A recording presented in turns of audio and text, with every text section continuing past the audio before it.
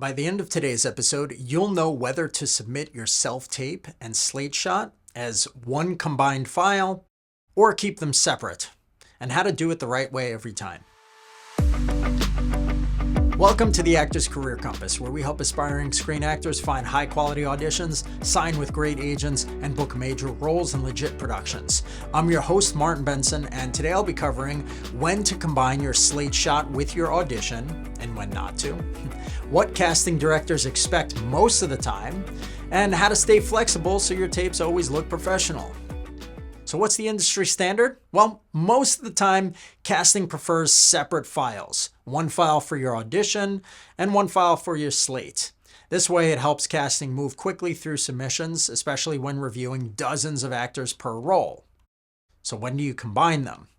Only combine them if casting specifically asks you to. So if they say combine slate and scene into one file, or slate at beginning, end of tape, right? If you're unsure, separate is generally going to be a bit safer. So how do you label your files? Well, keep it clear and simple. First name, underscore, last name, underscore, role name, underscore, scene one, right? .mp4 or something, right? Or first name, underscore, last name, underscore, role name, underscore, slate, .mp4. And this way, it makes casting's job easier, and they're going to appreciate that because they can find what they're looking for right away. Now, I recommend that you use Actors Access or Casting Networks, or you can use like Dropbox or Google Drive or even YouTube as required if there's specific notes, right? Actors Access has their own basically hosting software for you to submit your auditions, whether it's EcoCast or something else. Usually they're going to want you to submit through something very simple and standard, and all the submissions will go through that, which makes it easier for the casting director to review everything.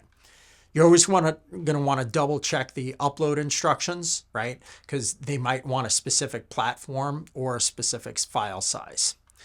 Now, at the end of the day, I don't want you to overthink things, okay? Just follow the directions. If there's no clear instructions, then just separate the files and you should be good. If you're unsure, feel free to ask your rep, like if you have manager and agent, or email the casting director a quick, respectful question, okay? Separate self-tape and slate files is, again, as I said earlier, the sort of preferred method, and you should only combine them when you're requested, and then just label everything, okay? Pretty simple and straightforward. Thanks for listening today. Now, if you want to dive even deeper on technicalities of self-tapes and clips, I highly recommend checking out a podcast I did called How to Label Your Clips so agents and casting directors actually watch them. That's episode number 156. I dive deep on how to deal with your clips and how to kind of organize them on your casting profiles.